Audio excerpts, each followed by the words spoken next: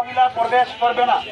আমরা দোকানদার ভাইয়েরা কারো কোনো মহিলার কাছে আগামীকাল থেকে কোনো কিছু বিক্রয় করব না, কোনো জীব জানোয়ার বিক্রি করব না।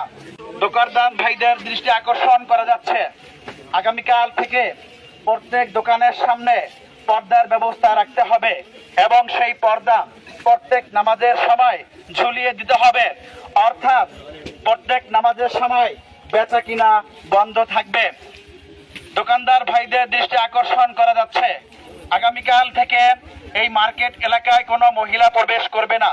যদি কোনো মহিলা আসে আমরা তাদেরকে সুন্দর করে বুঝিয়ে ফিরিয়ে দিব। তাদের কাছে আমরা কোনো কিছু কেনা বেচা করব না।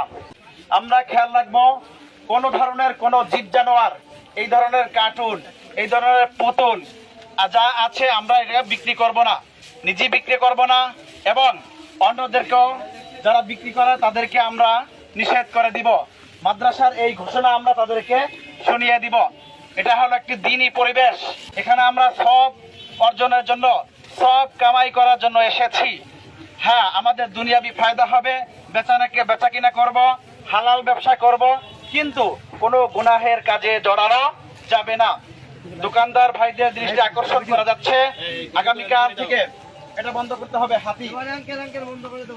হাতি নেক্সট টাইমে যেন না পাওয়া যায় আমরা খেয়াল রাখবো। দোকানদার ভাইদের দৃষ্টি আকর্ষণ করা যাচ্ছে, আগামীকাল থেকে প্রত্যেক দোকানের সামনে পর্দা ঝোলানো